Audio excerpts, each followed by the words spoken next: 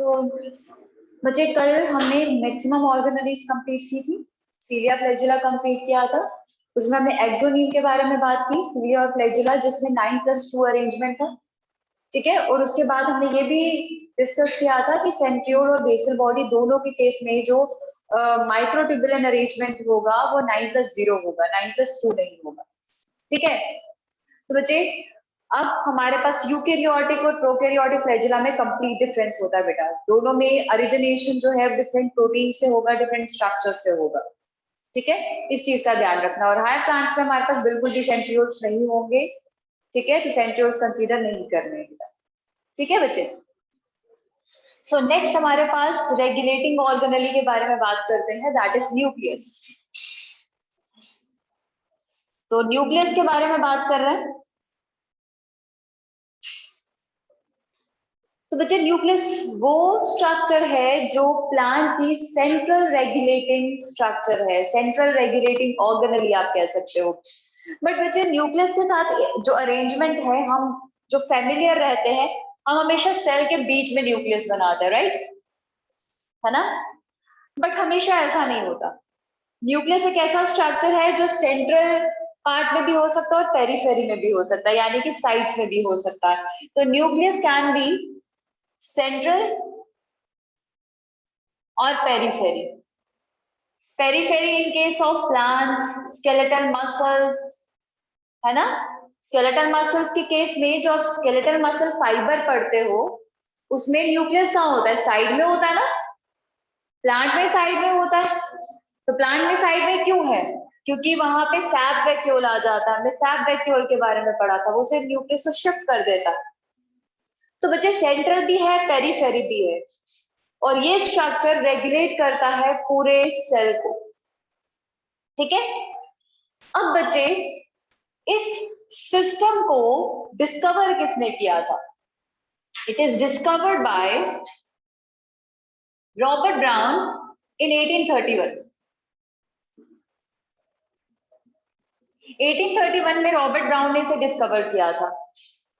लेकिन बच्चे हमारे पास एक स्टेनिंग बॉडी जो है वो भी इसमें डिस्कवर हुई लेटर ऑन। उसके बारे में उसको डीएनए फिगर आउट किया गया, डीएनए के बारे में बताया गया। तो उसके बाद हमारे पास फ्लेमिंग जो थे, उन्होंने क्रोमैटिन मटेरियल को एक स्टेन्ड बॉडी जो बेसिक डाई से स्टेन हो जाती है, उस तरीके से उन्होंने रिकॉग्नाइज किया। ज्यादा इंफॉर्मेशन जो है वो फ्लेमिंग एक्वायर नहीं कर पाए थे। लेटर ऑन बहुत सारी इंफॉर्मेशन धीरे धीरे हमें पता चली थी, बट उन्होंने एक ऐसी बॉडी डिस्कवर की which get stained by basic dye, और अल्टीमेटली उन्होंने नाम दे दिया इस बॉडी को chromatin material. Chromo means colour. ठीक है, तो बच्चे न्यूक्लियस में हम इसके बारे में बात क्यों कर रहे हैं? वो इसीलिए बच्चे न्यूक्लियस का जो एक्चुअल एस्पेक्ट है वो इसी की वजह से है। ठीक है, तो एक बार न्यूक्लियस का स्ट्रक्चर डील कर लेते हैं, फिर आगे बात करेंगे। तो बच्चे स्ट्रक्चर ऑफ न्यूक्लियस इस तरीके से स्ट्रक्चर रहेगा, जो कि रिप्रेजेंट कर रहा है आउटर मेम्ब्रेन को।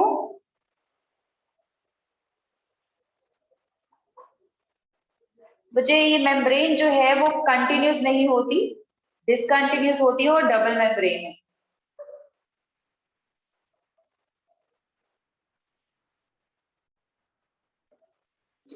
तो डबल मेम्ब्रेनस स्ट्रक्चर है। This one is outer membrane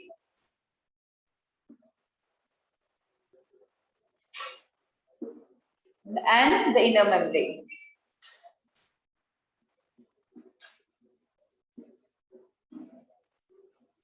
तो आउटर न्यूक्लियर मेम्ब्रेन और इनर न्यूक्लियर मेम्ब्रेन रहेगा। अब बच्चे इस दोनों न्यूक्लियर मेम्ब्रेन के बीच में जो आपको स्पेस दिख रही है, इसे पेरी न्यूक्लियर स्पेस कहा जाता है। पेरी न्यूक्लियर स्पेस है जो कि 10 to 50 नैनोमीटर्स की रहती है। ठीक है, साइज। तो ये स्पेस है। अब बच्चे इसके अंदर की बात करेंगे, ठीक है, उसके बाद बाहर कंटेंट्स की बात करते हैं। तो बच्चे ये हमारे पास यहाँ पे रीजन है जहां पे जेली लाइक फ्लूइड रहेगा, जिसे न्यूक्लियोप्लाज्म कहते हैं। ठीक है, तो nucleoplasm which is highly crystalline jelly like, ठीक है, जैसे साइटोप्लाज्म का अरेंजमेंट है बिल्कुल वैसे। अब बच्चे न्यूक्लियोप्लाज्म जो है और साइटोप्लाज्म जो है वहां पे डिफरेंट फंक्शंस होते हैं, बट साइटोप्लाज्म और न्यूक्लियोप्लाज्म में जो होने वाली एक्टिविटीज है वो कोऑर्डिनेटेड है, यानी कि वो साथ में होंगी। तो एक्सचेंज जो है वो रिक्वायर्ड है, एक्सचेंज होना जरूरी है। तो बच्चे उस एक्सचेंज के लिए ही ये डिसकंटिन्यूटी है मेम्ब्रेन की। और बच्चे ये डिसकंटिन्यूटी की जगह पोर्स क्रिएट हो जाते हैं जिसे न्यूक्लियर पोर कहा जाता है। तो nuclear pore is for exchange of material between cytoplasm and nucleoplasm. तो मटेरियल एक्सचेंज के लिए है, तो मटेरियल एक्सचेंज करना है तो ये चाहिए, ठीक है। अब बच्चे इस न्यूक्लियोप्लाज्म में एक डेंस मटेरियल बना रही हूं,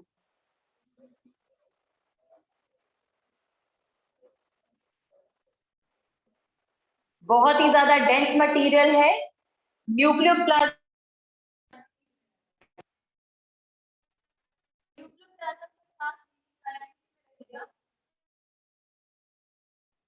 और बच्चे इसमें मेम्ब्रेन नहीं रहती है, और ये डेंस मटेरियल जो आपको दिख रहा है जो बहुत हेवी है, डेंस है, इसे न्यूक्लियोलस कहा जाता है, ठीक है। याद रखेंगे, it is highly dense, it is without any membrane, और बच्चे it's a site of synthesis of ribosomal RNA, यानी कि राइबोसोम सिंथेसिस करता है। राइबोसोमल आरएनए की सिंथेसिस के लिए न्यूक्लियोलस रिस्पांसिबल है, वो राइबोसोम प्रोटीन बनाता है बेटा, ठीक है। तो बच्चे इट फॉर्म्स राइबोसोम, ठीक है, राइबोसोम्स बना, क्लियर है, ठीक है। तो राइबोसोमल आरएनए और राइबोसोम्स किससे बना, न्यूक्लियोलस। बट अब इस क्रोमैटिक मटेरियल की बात करते हैं, जिसे स्टील होने के नेचर की वजह से फ्लेमिंग ने अलग से नाम दिया था। तो बच्चे वो है, वो क्रोमैटिक मटेरियल इस सर्कुलर बनाने की जरूरत ही नहीं है क्योंकि ये मटेरियल लीनियर रहता है। यूकेरियोटिक स्ट्रक्चर में जो क्रोमैटिक मटेरियल है, जो डीएनए है, वो लीनियर है, लेकिन बच्चे ये स्ट्रक्चर जो है वो थ्रेड लाइक दिखता है और ऐसे लगता है थ्रेड लाइक स्ट्रक्चर में बीटेड स्ट्रक्चर दिखेगा आपको हर जगह।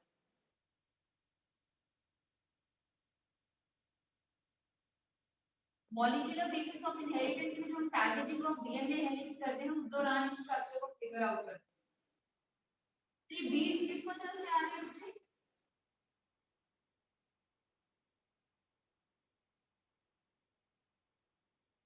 बीट्स किस वजह से आ रहे हैं, कौन सी ऐसी चीज है जिसकी वजह से बीट अरेंजमेंट आ रहा है,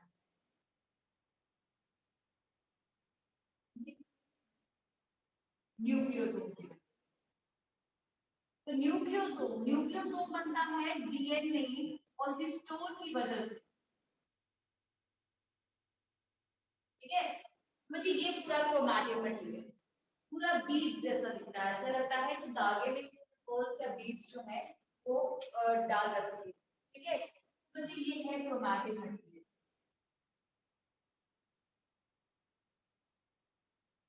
तो क्रोमैटिक मटेरियल मैं बता दूं अकेले डीएनए नहीं है, ये क्रोमैटिक मटेरियल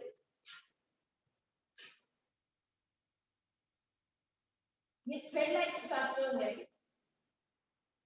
धागे जैसा,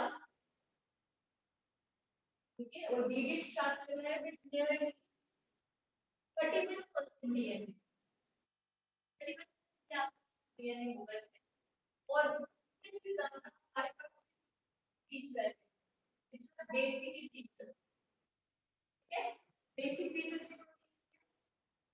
एसिडिक बेसिक अमीनो एसिड का 36% यानी कि डीएनए से भी ज्यादा परसेंट स्मॉल प्रोटीन्स भी है जो कि डीएनए की पैकेजिंग करेंगे, ठीक है, डीएनए को पैक करेंगे।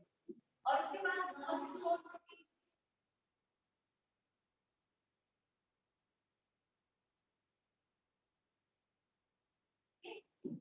Non historiography 26% to 28%. 26 to 28% ये भी हमारे पास है ठीक है ये सारी एवरेज फिगर्स और आरएनए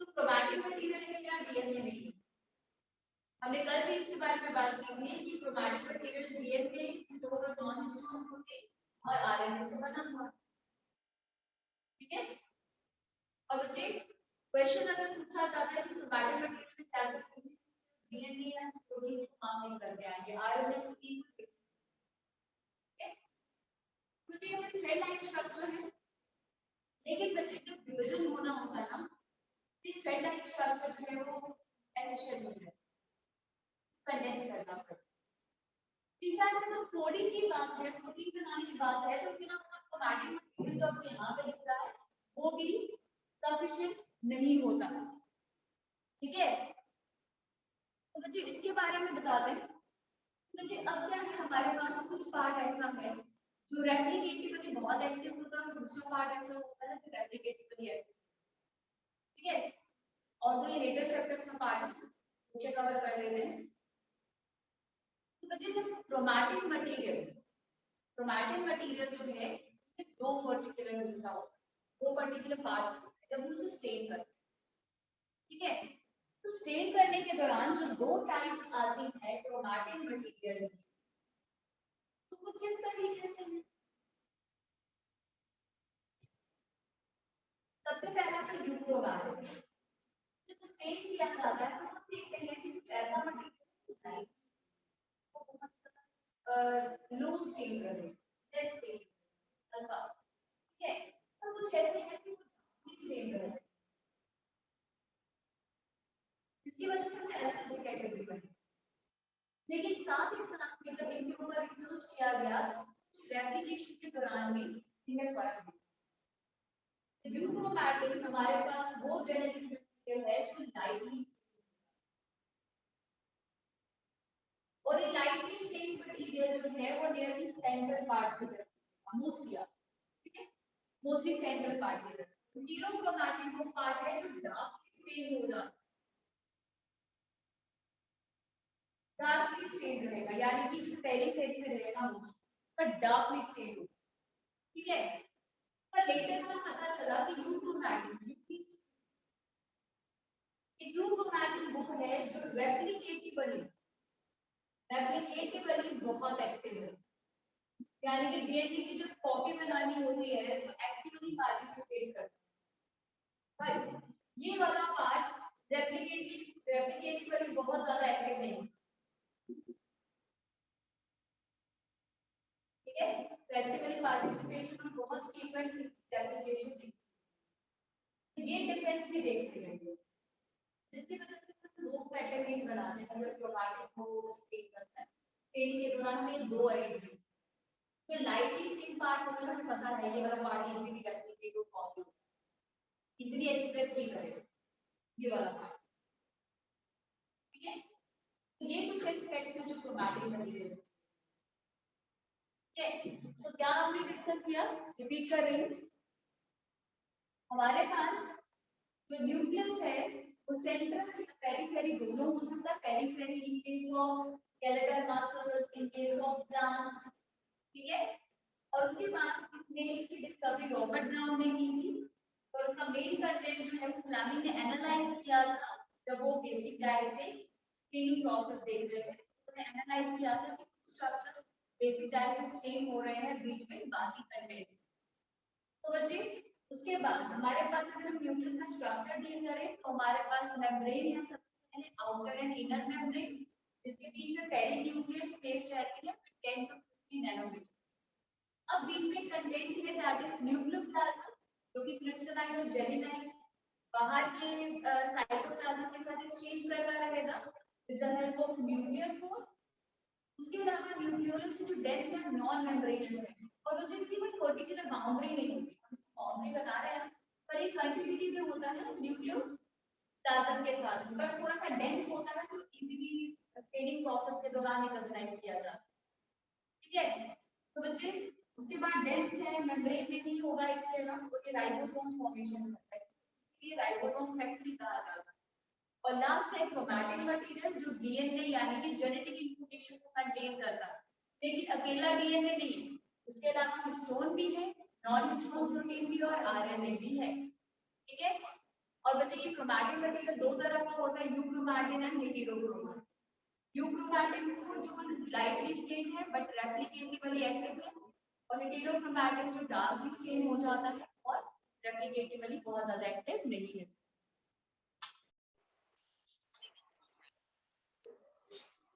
सो बच्चे नेक्स्ट है हमारे पास क्रोमोसोम्स। तो बच्चे क्या है, अब क्रोमोसोम्स जो है वो कंडेंस स्ट्रक्चर्स हैं, ठीक है। क्या होता है जब सेल की डिवीजन होनी होती है तो उस वक्त क्रोमैटिन मटेरियल यानी कि डीएनए को हमें इवनली सेग्रीगेट करना होता है डॉटर सेल्स के बीच में। तो इसीलिए वो इवनली सेपरेट हो, इवनली आगे की तरफ बढ़े, तो इसीलिए क्रोमोसोम्स की फॉर्मेशन होती है, ठीक है। सो क्रोमैटिन मटेरियल जो है वो हाईली कंडेंस हो जाता है और बना लेता है chromosome. It is a condensed form of chromatin material जिसमें जरूरत पड़ती है नॉन हिस्टोन प्रोटीन्स की, ठीक है। तो हमारे पास 12th में चैप्टर में मेंशन किया गया है स्पेसिफिकली कि फर्दर कॉइलिंग की अगर जरूरत होती है, जैसे कि हमारे पास ऑक्टामर फॉर्मेशन होती है पहले हिस्टोन की, उसमें न्यूक्लियोसोम बनता है, उसके बाद जब क्रोमोसोम या और हाईली कंडेंसेशन करनी हो तो नॉन हिस्टोन प्रोटीन इन्वॉल्व होकर और ज्यादा कॉइलिंग कर लेते हैं।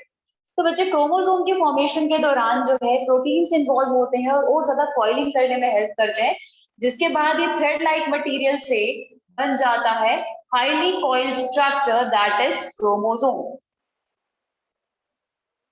और बच्चे ये जो क्रोमोसोम है वो एक पॉइंट पे जुड़ा रहता है with the help of some protein disc और कॉन्स्ट्रिक्शन दिखेगा जिसे सेंट्रोमियर कहा जाता है, ठीक है। तो इवनली अगर इस स्ट्रक्चर को अगर हम एनालाइज करना चाहते हैं, पूरी शेप को एनालाइज करना चाहते हैं, so this structure is best analysed in metaphase stage of cell cycle. Metaphase stage में एनालाइज किया जा सकता है which is a stage of mitosis और मियोसिस, वहीं पे एनालाइज किया जाता है, क्योंकि जितना ज्यादा स्ट्रक्चर कॉइल हो गया है, शॉर्ट हो जाता है और डेंस हो जाता है, उसी के बाद हम स्ट्रक्चर को बेस्ट तरीके से एनालाइज कर पाते हैं। तो मेटाफेज स्टेज के दौरान ही एनालाइज किया जा सकता है। कंडेंसेशन प्रोफेज में स्टार्ट हो जाएगी, ठीक है, बट मेटाफेज तक कंडेंसेशन कंप्लीट हो गई होती है, तो इसलिए हम उसको वहां पे देख पाते हैं, ठीक है। सो बच्चे क्रोमोसोम का स्ट्रक्चर में क्या होता है, इस तरीके का स्ट्रक्चर है,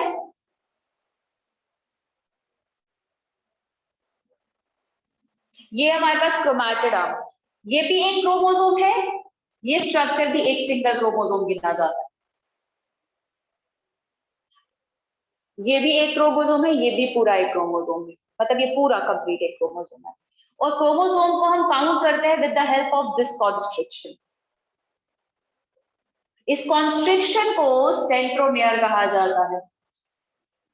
सेंट्रोमियर वो पोजीशन है जहां पे क्रोमैटिड आर्म्स जुड़ी होती है, दिस इज क्रोमैटिड आर्म्स,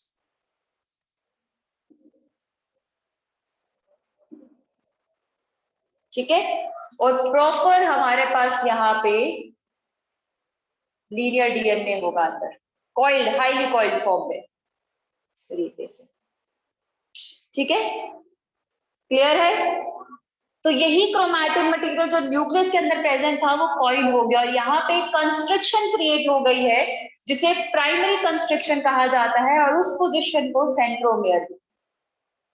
और इस सेंट्रोमेरिक पोजीशन पे ना बच्चे एक चीज है, हमारे पास कुछ प्रोटीन डिस्क होती हैं जो कि सेल डिवीजन के टाइम पे हेल्प करती हैं by helping in attachment of spindle fibres, इन्हें काइनेटोकोर्स कहा जाता है। काइनेटोकोर्स वो प्रोटीन डिस्क है जहां से स्पिंडल फाइबर्स बाइंड करेंगे। स्पिंडल फाइबर्स यानी कि वो फाइबर्स जो क्रोमोसोम को सेपरेट करने में हेल्प करते हैं, पोल्स की तरफ खींचते हैं, ठीक है। तो kinetochores are protein disc. for attachment of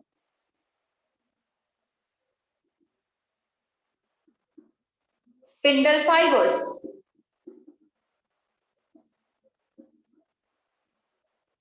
spindle fibres की अटैचमेंट के लिए, ठीक है। सो बच्चे ये हमारे पास एक बेसिक स्ट्रक्चर है क्रोमोसोम का। तो कॉन्स्ट्रिक्शन यानी कि जहां पे स्ट्रक्चर पतला हो गया, ये रॉड लाइक स्ट्रक्चर बन गया ना, रॉड लाइक स्ट्रक्चर में जहां पे स्ट्रक्चर पतला हो जाता है वहां पे कॉन्स्ट्रिक्शन कही जाती है। पर क्रोमोसोम में ना बच्चे कुछ और जगह भी कॉन्स्ट्रिक्शन हो सकते हैं, उसके टर्मिनल पॉइंट पे भी, ठीक है। टर्मिनल पॉइंट पे भी कॉन्स्ट्रिक्शन हो सकती है, और कई बार कॉन्स्ट्रिक्शन जो है वो इतनी हाई हो जाती है इस तरीके से कि कुछ बल्ब लाइक अरेंजमेंट क्रिएट हो जाता है, ठीक है, इस तरीके से। ये सेकेंडरी कॉन्स्ट्रिक्शन आ गई। इसके अलावा कोई और जगह कंस्ट्रक्शन होती है उसे सेकेंडरी कंस्ट्रक्शन कहते हैं। तो बच्चे उसे कहा जाता है सैटेलाइट डीएनए।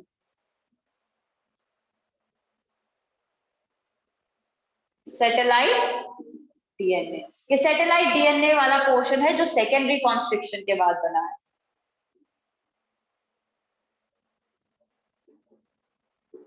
सैटेलाइट डीएनए का बहुत ही ज्यादा रेलेवेंस है, बहुत ही ज्यादा रेलेवेंस।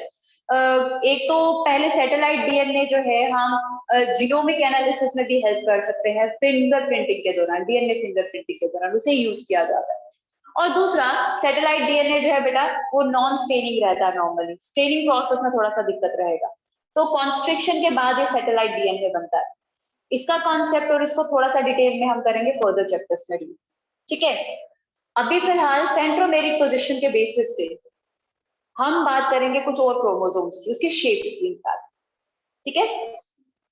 तो बच्चे अब नेक्स्ट है हमारे पास टाइप्स ऑफ क्रोमोसोम्स जो हमें इस चैप्टर में एक्चुअली डील करने हैं। और ये सारे क्रोमोसोम सेंट्रोमेरिक पोजीशन के ऊपर बेस्ड है, यानी कि सेंट्रोमेयर की पोजीशन क्या है उसके बेसिस पे। तो बच्चे सबसे पहला है मेटासेंट्रिक। मेटासेंट्रिक क्रोमोसोम वो होता है जहां पे सेंट्रोमेयर बिल्कुल सेंट्रल पोजीशन पे होगा, जैसे हमने यहाँ पे ड्रॉ किया ना हमने। तो centromere is at central position और सेंटर। तो बच्चे अगर इस तरीके से हमारे पास क्रोमोसोम है, ठीक है, इसकी सेपरेशन होनी है, ठीक है। तो बच्चे सेपरेशन के दौरान अगर इस क्रोमोसोम को पुल किया जाए ना तो बिल्कुल ये वी शेप बनाता हुआ पोल्स की तरफ जाएगा, लाइक दिस। ये और ये ऐसी शेप बनेगी, वी शेप, है ना। तो बच्चे इसलिए मेटासेंट्रिक क्रोमोसोम को वी शेप का माना जाता है, इनको वी शेप अलॉट किया है। तो अगर वी शेप जो है बनाते हुए क्रोमोसोम सेग्रीगेट हो रहा है तो हम प्रॉपरली एनालाइज कर सकते हैं कि सेंट्रोमेरिक पोजीशन बीच में होगी, ठीक है। तो बच्चे वी शेप अरेंजमेंट रहता है, पर वही शेप जो है वो चेंज होती रहती है अलग अलग केसेस में। तो सब मेटासेंट्रिक, सब मेटासेंट्रिक। तो उसमें क्या होता है कि सेंट्रोमेयर थोड़ा सा साइड की तरफ शिफ्ट होता है, बिल्कुल स्लाइडली, ठीक है। तो centromere slightly shifts from centre, centre से शिफ्ट हो जाता है, ठीक है, क्लियर है। सेंटर से शिफ्ट हो जाएगा यानी कि इस तरीके का अरेंजमेंट आएगा, थोड़ा सा जो एक अलग जो नेक्स्ट आर्म होगी वो थोड़ी सी लंबी होगी, एक आर्म थोड़ी सी छोटी, जिसकी वजह से बच्चे जब इनकी पुलिंग होती है ना अपोजिट पोल्स की तरफ, इनको सेपरेट करके अपोजिट पोल की तरफ जब खींचा जाता है तो बच्चे उस दौरान ये बनाते हैं नियरली एल शेप। तो V shape, L shape, L shaped arrangement बनता है। पुलिंग कैसे हो रही है, क्या हो रहा है, वो कॉन्सेप्ट बात का, ठीक है। बस फिलहाल एनालाइज करने की कोशिश करो, इस तरीके से सेपरेशन हो रहा है, ठीक है, स्ट्रक्चर इस तरीके से सेपरेट हो रहा है,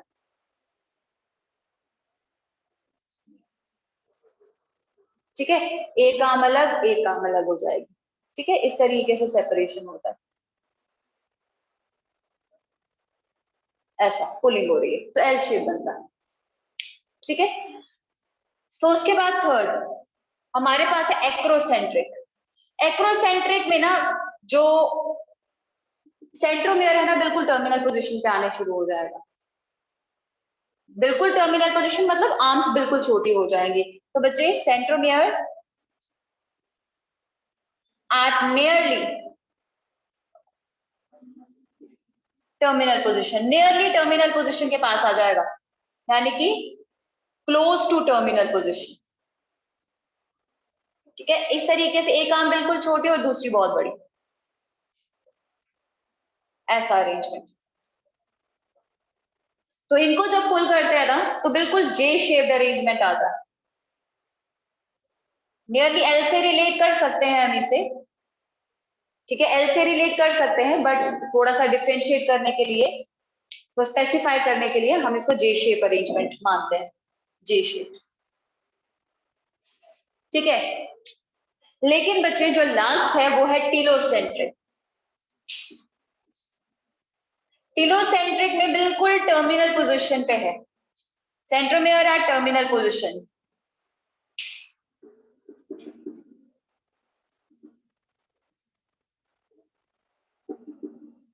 यानी कि इस तरीके से सेंट्रोमियर और ये आर्म्स, ठीक है, और इसको माना जाता है आई शेप्ड, क्योंकि इस सेपरेशन के दौरान ये आर्म अलग हो जाएगी और ये अलग हो जाएगी। ठीक है, ये एक आर्म नहीं है, ये दो अलग अलग आर्म्स हैं। ठीक है, सो इस तरीके से आई शेप क्रिएट हो जाता है, तो टेलोसेंट्रिक रहेगा ये। तो ये हमारे पास क्रोमोसोम है on the basis of centromere. ठीक है, क्लियर है स्वास्थ्य? सो बच्चे नेक्स्ट है माइक्रोबॉडीज। तो माइक्रोबॉडीज वो सिंगल मेम्ब्रेन बाउंड स्ट्रक्चर्स होते हैं। ठीक है, सिंगल मेम्ब्रेन बाउंड स्ट्रक्चर्स हैं जिनका साइज नियरली 0.3 टू 1.5 माइक्रोमीटर रहता है। ठीक है, ये हमारे पास माइक्रोबॉडीज हैं। लेकिन बच्चे माइक्रोबॉडीज में मैं सिर्फ 3 माइक्रोबॉडीज है जो इंपॉर्टेंटली डील कर रही हूँ। वो 3 माइक्रोबॉडीज है, सबसे पहले पेरोक्सिसोम, सिफेरोसोम और ग्लायोक्सिसोम। ठीक है, ये 3 इंपॉर्टेंट है, जिसमें पेरोक्सिसोम और ग्लायोक्सिसोम थोड़ी इंपॉर्टेंट है जो आपको फर्दर देखने को मिलेंगी सिलेबस में। तो पेरोक्सिसोम, पेरोक्सिसोम वो ऑर्गेनेली है, वो माइक्रोबॉडी है आप कह सकते हो, जिसमें हमारे पास कुछ एंजाइम्स होते हैं। ठीक है, कुछ ऑक्सीडेज, पेरोक्सीडेसिस और कैटालिसिस, जिसमें से सबसे इंपॉर्टेंट एंजाइम है हमारे पास, it contains enzymes like peroxidase, catalase, और बच्चे कैटालेस बहुत ही फास्ट एक्टिंग एंजाइम है after carbonic anhydrase. Carbonic anhydrase के बाद ये फास्टेस्ट एक्टिंग एंजाइम है, जो कि हाइड्रोजन पेरोक्साइड को, हाइड्रोजन पेरोक्साइड को, दोनों का काम सेम ही है नियरली, हाइड्रोजन पेरोक्साइड को कन्वर्ट करते हैं वाटर में और ऑक्सीजन में। ठीक है, तो बच्चे पेरोक्सिसोम का काम है डिटॉक्सिफिकेशन करना। तो बच्चे इस तरीके से वो उसने अपना फंक्शन पूरा किया, यानी कि डिटॉक्सिफिकेशन की, हाईली टॉक्सिक हाइड्रोजन पेरोक्साइड को लेस टॉक्सिक वाटर और ऑक्सीजन में कन्वर्ट कर दिया। ठीक है, एनिमल सेल में उसने ये काम किया। ठीक है, उसके अलावा एनिमल सेल में ये बीटा ऑक्सीडेशन ऑफ फैट से भी रिलेटेड है, कुछ लेवल पे ये बीटा ऑक्सीडेशन ऑफ फैट्स भी करता है, यानी कि उसकी डाइजेशन, ऑक्सीडेशन ऑफ फैट्स। लेकिन प्लांट के केस में इसमें एक एडिशनल काम भी है। हम C3 प्लांट्स में फोटो रेस्पिरेशन के बारे में बात करते हैं, है ना। तो फोटो रेस्पिरेशन में जो एक ऑर्गेनली इन्वॉल्व होती है, वो उसमें से एक ऑर्गेनली पेरोक्सिसोम भी है। तो photo respiration in case of plants. तो बच्चे ये जो ऑर्गेनली आपको ये माइक्रोबॉडी आपको दिख रही है, ये एनिमल्स और प्लांट्स दोनों में रहती है। तो both in animals as well as in plants. लेकिन अब जो दो माइक्रोबॉडीज में यहाँ पे डील करने जा रही हूँ, वो दोनों सिर्फ प्लांट्स की। ठीक है, सबसे पहले सिफेरोजोम्स।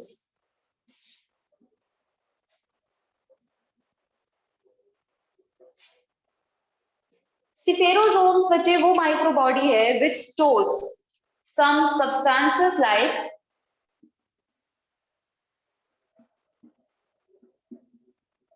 Like cutin, suberin, lignin.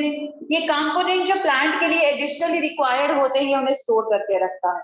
ठीक है, और बच्चे एनिमल में ये स्फेरोसोम बिल्कुल ही एब्सेंट रहेगा। And the third microbody is glyoxysome. Glyoxysome बच्चे ये वो माइक्रोबॉडी है जो फैट को स्टोर करता है और फैट रिलेटेड कंपोनेंट्स को। It stores fat and lipids. तो बच्चे ये मेनली पता है कहाँ पाई जाती है? ये ग्लाइऑक्सिसोम उन प्लांट्स पे पाया जाता है, उन सीड्स पे पाया जाता है जहां से हम फैट एक्सट्रैक्ट करते हैं। ठीक है, तो it is found in oil storing plants और सीड्स। तो सीड्स में जहां पे फैट की फॉर्म में एंडोस्पर्म स्टोर होता है वहां पे ये मेनली पाया जाता है, जिसे हम ऑयल एक्सट्रैक्ट करते हैं उन सीड्स में ग्लाइऑक्सिसोम में ही फैट स्टोर रहता है। ठीक है, और बच्चे इसमें एक साइकिल होता है that is glyoxylic cycle. Site of glyoxylic cycle, glyoxylic cycle का साइट है। तो बच्चे दूसरा इसमें क्या करता है, ये ग्लूकोनियोजेनेसिस भी करता है, यानी कि फैट को कन्वर्ट करता है कार्बोहाइड्रेट, यानी कि ग्लूकोनियोजेनेसिस। ठीक है, ग्लूकोनियोजेनेसिस। जेनेसिस जहां पे भी टर्म होगी वो रिप्रेजेंट करता है सिंथेसिस को। ठीक है, और मैं टर्म्स बता देती हूँ। ग्लूकोजेनेसिस, ग्लूकोजेनेसिस मतलब ग्लूकोज का सिंथेसिस फ्रॉम कार्बोहाइड्रेट सोर्स होगी। Gluconeogenesis, neo means new, other than carbohydrate. तो ग्लूकोनियोजेनेसिस यानी कि फैट अमीनो एसिड से कार्बोहाइड्रेट सिंथेसाइज होना। ठीक है, glycogenesis, glyco means glycogen, genesis means synthesis, यानी कि ग्लाइकोजन का सिंथेसिस। ठीक है, ग्लाइकोजेनोलाइसिस यानी कि ग्लाइकोजन का लाइसिस, ग्लाइकोजन को तोड़ना, और तोड़ के क्या बनाएगा? ग्लूकोज बनाएगा। तो ग्लाइकोजेनोलाइसिस और ग्लूकोजेनेसिस आपस में रिलेटेड प्रोसेस। तो ग्लूकोनियोजेनेसिस हो रहा है यानी कि फैट को कार्बोहाइड्रेट में कन्वर्ट करता। तो ऐसे कुछ प्रोसेसेस हैं जो कि माइक्रोबॉडीज में होते हैं। ठीक है, तो लास्ट है साइटोस्केलेटन। ठीक है, सो साइटोस्केलेटन, साइटोस्केलेटन नाम से पता चल रहा है वो स्ट्रक्चर्स हैं जो सेल को शेप देते हैं, रिजिडिटी देते हैं। ठीक है, तो साइटोस्केलेटन मींस स्ट्रक्चर्स और proteins structures which helps in maintenance of cell shape. तो मेंटेनेंस ऑफ सेल शेप को मेंटेन करेंगे। ठीक है, सेल रिजिडिटी देते हैं। ठीक है, और बच्चे सबसे बड़ा फॉर्मेशन ऑफ सीलिया फ्लैजिला,